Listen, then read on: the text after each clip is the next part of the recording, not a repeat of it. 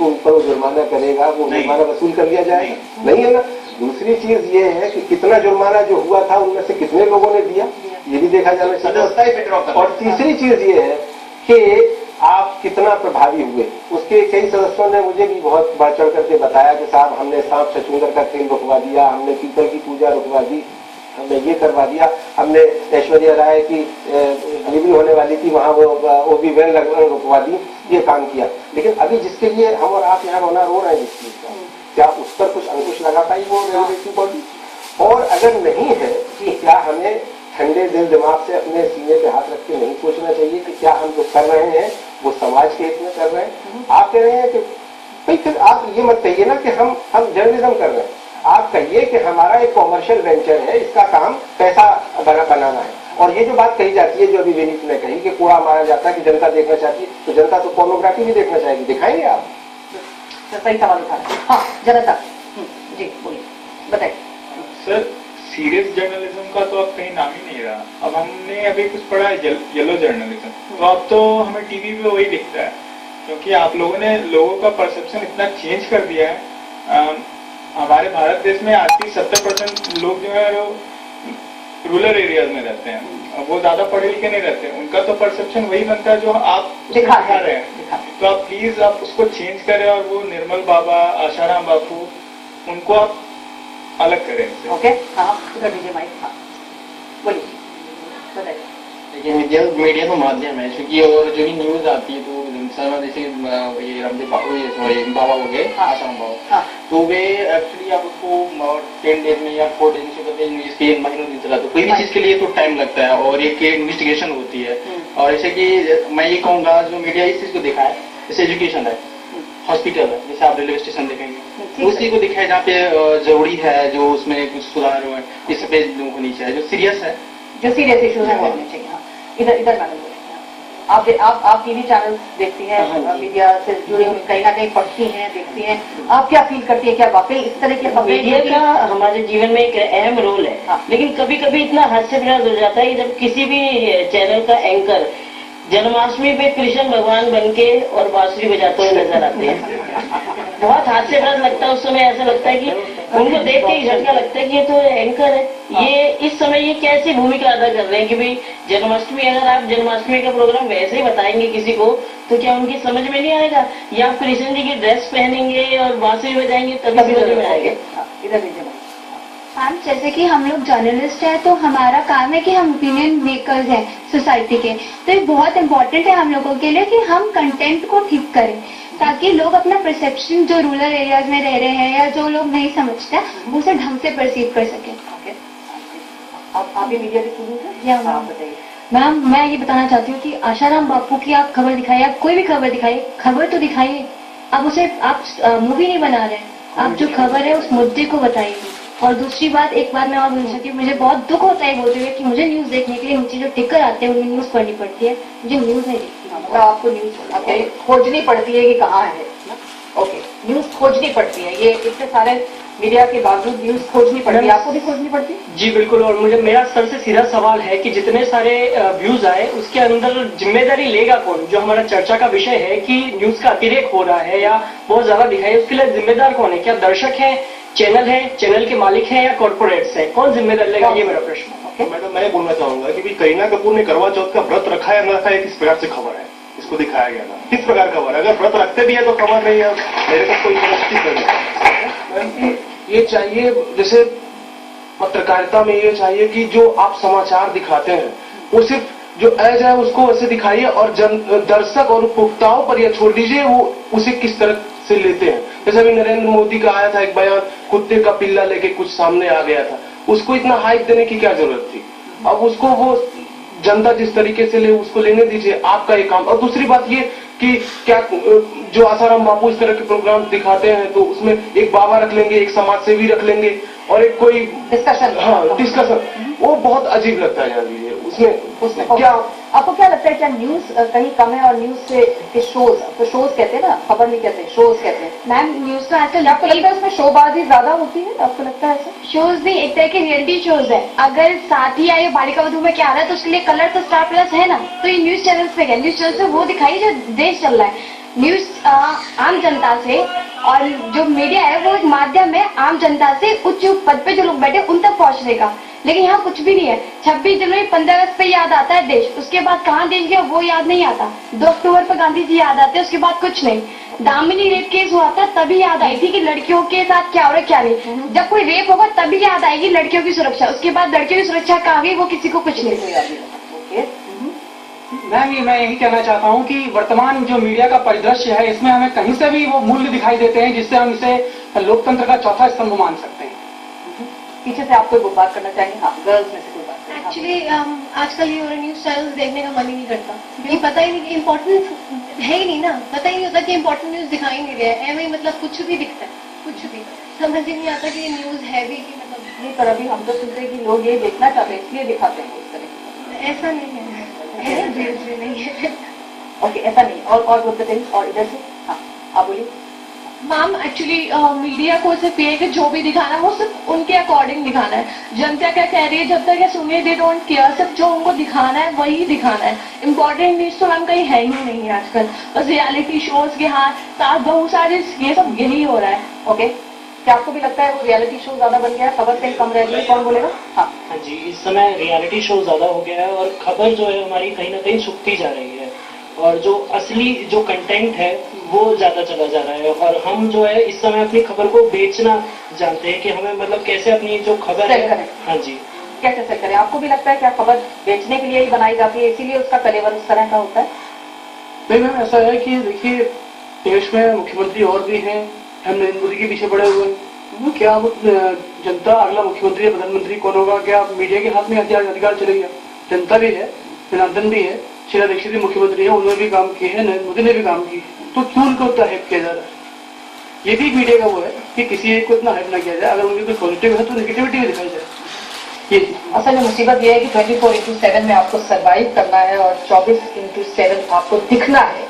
ये भी एक बहुत बड़ी मजबूरी है मीडिया के साथ, जिसकी वजह से इस तरह की खबरों को प्राथमिकता मिल रही है। एक छोटा सा ब्रेक लेंगे और फाइनल कमेंट्स लेंगे यहाँ मौजूद हमारे विशिष्ट मेहमानों से। आप बने रहिए चर्चा।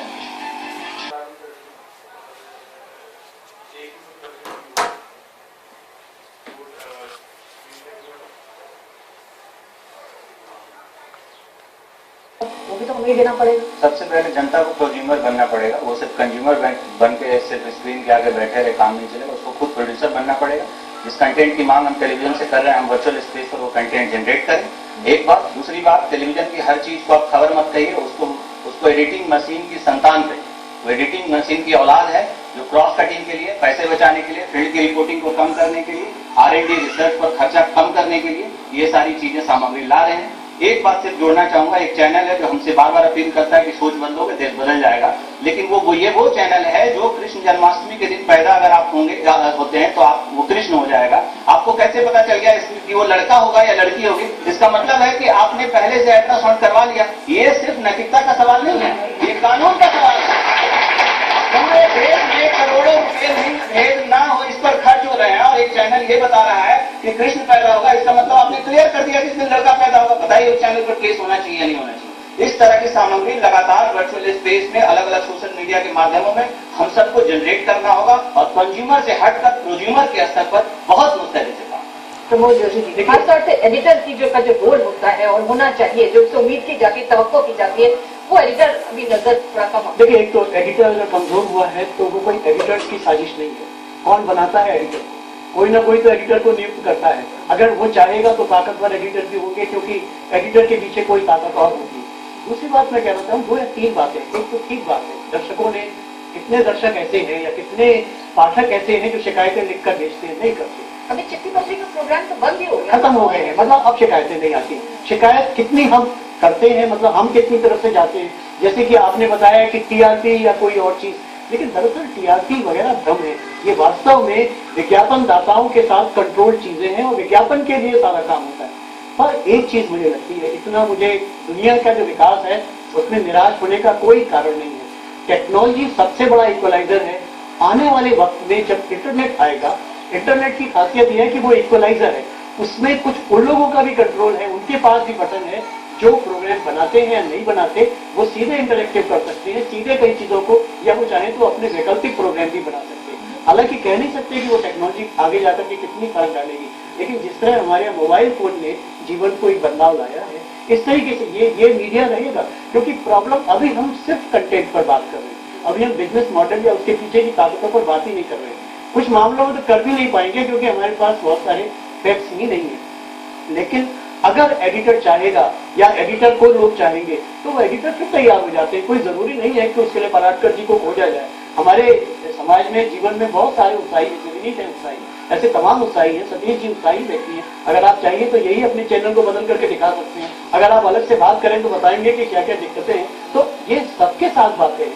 दिक्कत यह है कि जनता का वो प्रेशर नहीं है, जनता ही अबोध है बहुत मामलों में। कई बार वो उसके ऊपर जो आपने दूसरे ये कि जो गवर्नमेंट है, खासतौर से जो रेगुलेटर की बात मैं कर रहा हूँ, ये रेगुलेटर का मतलब ये नहीं है। हमारा जो मीडिया है, इलेक्ट्रॉनिक मीडिया, ये इनिशियली सोचा गया था कि इसको सिनेमाटोग्राफिक जो एक्ट होता है उसके तरह प्री सेंसरशिप करके दिया जाए, लेकिन प्री सेंसरशिप नहीं है। इसका मतलब है कि लाइव आप जब न्यूज देते हैं तो उस पर कोई प्री सेंसरशिप पॉसिबल नहीं है। इसका मतलब है कि सोसाइटी ने या सरकार ने, और आज पॉसिबल नहीं है कि कोई प्री सेंसरशिप के लिए जोड़ देगा, होना भी नहीं चाहिए। लेकिन ये जिम्मेदारी जिसको इतनी फ्रीडम मिली हुई है उसकी भी कुछ होती है कि वो, क्योंकि हम जिन न्यूज की बात कर रहे हैं वो तो अलग बात है, हम उन न्यूज के बारे में भी बात करें जो कवर ही नहीं होती, वो कैसे कवर की जाएगी।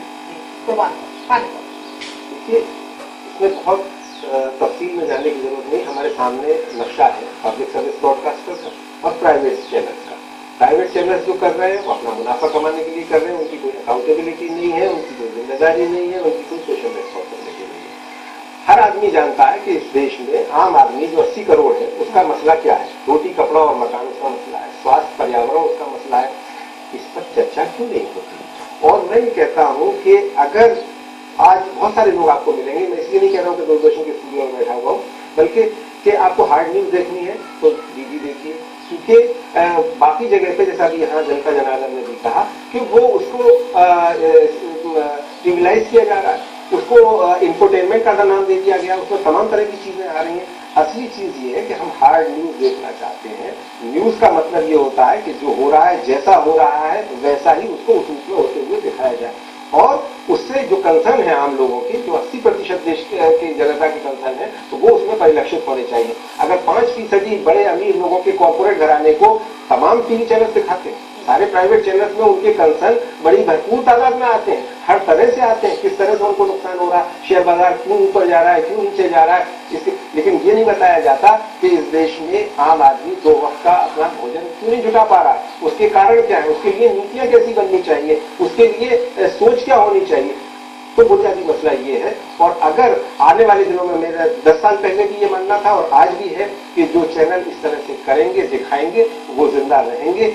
BBC, अल जजीरा और CNN उसकी मिसाल है, और भारत में DD न्यूज उसकी जीती जाती मिसाल है। और ये चैनल सर्वाइव करेंगे। बाकी लोग जो अंधविश्वास दिखाएंगे, खजाना दिखाएंगे, पीपली लाइन दिखाएंगे, प्रिंस दिखाएंगे, वो चलने वाले नहीं। बहुत सारे सवाल लोगों ने किए, खासतौर से उसके बिजनेस को लेकर, कैसे जवाब देंगे खालिद? देखिए, मुझे लगता है कि ये जबकि लोगों के विचार ठीक है कि इतना ज्यादा किसी भी न्यूज के ऊपर में घसीटा नहीं जाना चाहिए, पूरे दिन दिखाना चाहिए, बट हर चीज का एक समय होता है। जैसा मैंने बताया, ये मीडिया बिजनेस 13 साल पुराना, 14 साल पुराना लाइव न्यूज का बिजनेस है। हमारे पास जब हम लोगों ने चाहे लॉन्च किया तो इतने जर्नलिस्ट ही ट्रेन नहीं होते थे जो टेलीविजन में काम कर सके। आज टीवी ट्रेन जर्नलिस्टों को नौकरी नहीं मिल रही बिकॉज हमारे पास पैसे नहीं है कि हम और न्यूज चैनल लॉन्च कर सकें। जो अल जजीरा और BBC की बात कर रहे हैं उसकी फंडिंग देखिए, और हमारे जो अच्छे न्यूज चैनल उनकी फंडिंग देखिए कि किसी भी न्यूज चैनल को चलाने के लिए पैसा चाहिए होता है, और वो पैसा अच्छी प्रोग्रामिंग करने के लिए बहुत जरूरी होता है। अच्छी प्रोग्रामिंग हमने प्रधानमंत्री बनाया, हमें काफी सोचना पड़ा, it's a very expensive program. आप कभी भी वो एडवर्टाइजिंग के थ्रू वो रिकवरी नहीं कर सकते। तो जब तक न्यूज चैनल अपना मॉडल नहीं चेंज करेंगे थ्रू सब्सक्रिप्शन रेवेन्यू, जब तक गवर्नमेंट इसको फैसिलिटेट नहीं करेगी, जब तक रेटिंग एजेंसी में तो आप 100% फॉरेन इन्वेस्टमेंट अलाउ किए हुए हैं, पर आप न्यूज चैनल में 100% फॉरेन इन्वेस्टमेंट अलाउ करते हैं। आपने एडवर्टाइजिंग बिजनेस में 100% फॉरेन इन्वेस्टमेंट अलाउ किया हुआ है, पर न्यूज चैनल में इन्वेस्टमेंट नहीं अलाउ करने देते हैं। तो जब एक वन साइडेड होगा, जहां पे रेटिंग एजेंसी डिटरमिन करेगी कि आपको कितना एडवर्टाइजिंग रेवेन्यू मिलेगा, एडवर्टाइजिंग एजेंसी डिटरमिन करेगी आपको कितना एडवर्टाइजिंग रेवेन्यू मिलेगा, और सोल डिपेंडेंस आपके एडवर्टाइजिंग रेवेन्यू पे है, तब तक कंटेंट पे इसका असर पड़ेगा। और ये चीज गवर्नमेंट को रियलाइज करना चाहिए। No matter how fair you are, आपने एडिटोरियल कंटेंट के बारे में आप गलत न्यूज न भी दिखाएं, तब भी आप सस्ती न्यूज दिखाने में मजबूर होंगे, क्योंकि आपके पास पैसे कम होंगे अच्छी कवरेज के लिए। तो ये फाइनल कमेंट्स में खासतौर से पत्रकारिता के जो मूल्य हैं और जो विश्वसनीयता का संकट है, उससे हम कैसे उबर सकते हैं और उसको हमें कैसे पाने अचीव करने के लिए जाना चाहिए, उस पर आप देखिए। सरकार, जो मंत्रालय है, जो ये ट्रेड बॉडीज हैं, चाहे एडिटोरियल बॉडीज हैं, इनको जो गाइडलाइन है उसमें इंफॉर्मेशन देने का और एम्पावर करने का, जवाबदेही का, उसको सख्ती से लागू करना। जो नहीं सख्ती से लागू करता उसके खिलाफ सख्त हो जाइए, एक बात ये है। दूसरी बात जो है, मेरे ख्याल से जैसे राइट टू रिजेक्शन जो है एक प्रकार का रोटा आ गया आपके इसमें इलेक्शन में, कुछ एक रिमोट में शायद चैनल में एक किस तरह की व्यवस्था करेगा। तीसरी चीज जो मैं बहुत भरपूर कर रहा हूँ, बहुत लोगों ने राय दी है, इतनी भी बुरी हालत नहीं है वैसे, मैं जरूर हम लोग गवर्नमेंट वालों लेकिन मीडिया एजुकेशन जो है, मीडिया एजुकेशन, उस पर बहुत जोर देने की जरूरत है।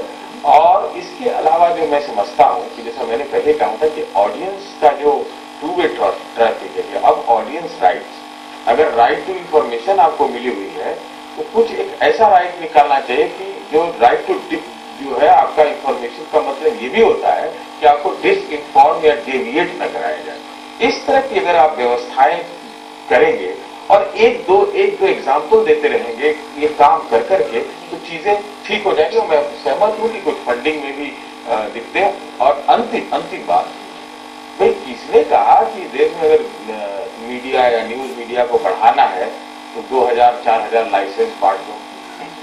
किसने कहा है? तो जितना ज्यादा लाइसेंस उतना चीप न्यूज, ज्यादा मारामारी। भाई वो कहेगा कि ये साधु, ये निर्मल बाबा वाला जो है चैनल ये ज्यादा पैसा कमा के दे रहा है, तो कहेगा नहीं जी ऐसा है कि आसाराम वाला ज्यादा करके दे रहा है, तो इसी में लड़ जाते हैं आपस में। तो ये वाली चीजों से बचने के लिए कि आप लाइसेंसिंग को भी, उसका नियमन, उसकी मॉनिटरिंग और उसकी स्क्रूटनी और सीरियस प्लेयर हैं कि नहीं। तो सतीश जी ने बहुत सही कहा कि रिमोट कंट्रोल में भी नोटा जैसा एक बटन होना चाहिए, राइट टू रिजेक्ट का। जिस चैनल को देखना पसंद नहीं करते लोग, उसके बारे में चैनल को ही पता चलना चाहिए। तो मीडिया पर हमने बात की और फाइनल कमेंट्स में मेरे ख्याल से विश्वसनीयता जो है एंड ऑफ द डे बहुत जरूरी है, निष्पक्षता बहुत जरूरी है और संवेदनशीलता बहुत जरूरी है। ये तीन चीजें अगर मीडिया में चलती रहें तो फिर क्या बात है, बल्ले बल्ले है। आज के लिए इतना ही, फिर मुलाकात होगी आपसे, तब तक के लिए इजाजत दीजिए, नमस्कार।